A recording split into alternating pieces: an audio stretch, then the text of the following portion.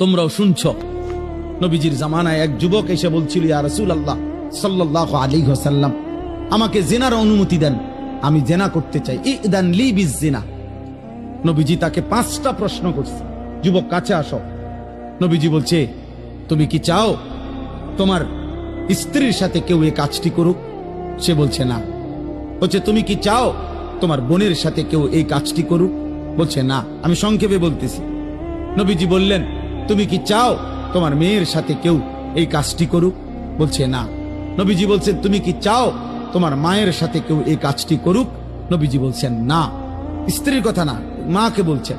এরপরে নবীজি বলছে, তুমি কি চাও তোমার ফুফুর সাথে এই কাজটি কেউ করুক? যুবক বলছেন না। নবীজি বলছে, তুমি কি চাও তোমার খালার সাথে কেউ এই জিনা করুক? যুবক বলছে, লা ওয়াল্লাহি জাআলানি আল্লাহু ফিদাআকা। হে আল্লাহর নবী, না, আমি চাই প্রয়োজনে আপনার কথা শুনে আমি আমার জীবন দিয়ে দেব, কিন্তু আমার পরিবারের এই আপনজনদের সাথে কেউ জিনা করুক আমি এটা মেনে নিতে পারি না। আল্লাহর নবী সাল্লাল্লাহু আলাইহি সাল্লাম বলেন, ওয়ালাল্লাযীনা ওয়ালান্নাসু ইউহিব্বুনাহু লিবানাতিহিম লিআম্মাতিহিম লিখালাতিহিম লিউম্মাহাতিহিম লিআখাওয়াতিহিম। আল্লাহর নবী বলেন, তাহলে যুবক শুনো, কোন মানুষও তার বোনের সাথে কেউ জিনা করুক এটা চায় না। কোন মানুষও তার খালার সাথে কেউ জিনা করুক এটা চায় না। কোন মানুষও তার ফুফির সাথে কেউ জিনা করুক এটা চায় না।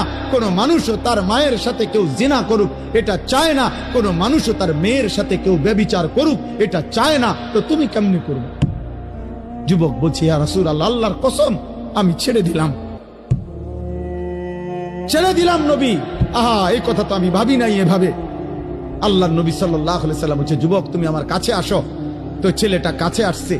নবী সাল্লাল্লাহু আলাইহি সাল্লাম তার বুকের মধ্যে হাত মুবারক রেখে বলছে, 3টা দোয়া করে দিছে এই ছেলেকে। আল্লাহুম্মা গফির যামবাহু, আল্লাহ তার গুনাহগুলো মাফ করে দেন। ওয়া তাহহির কলবাহু, তার অন্তরটা পবিত্র করে দেন। ওয়া হাসসিন ফারজাহু, আল্লাহ তার লজ্জাস্থানটাকেও পবিত্র রাখেন। সাহাবারা বর্ণনা করছে, এই যুবক এরপরে মৃত্যু পর্যন্ত আর কোনদিন 1 সেকেন্ডের জন্য ফালাম ইয়ালতাফিত ইলা শাইইন, সে আর কোনদিন কোন ভিন নারীর দিকে তাকায়। তোমরা না ফিরলে বাপ, আল্লাহর জন্য লড়বে কে বাপ? গাজার মানুষের জন্য কে কাঁদবে? ফিলিস্তিনের হামলা শেষ হলে ইসরায়েল থেমে যাবে? কথা বলে না। ফিলিস্তিনের মুসলমান নিশ্চিহ্ন হয়ে গেলে ইহুদিরা থেমে যাবে তো? আমেরিকা থেমে যাবে তো?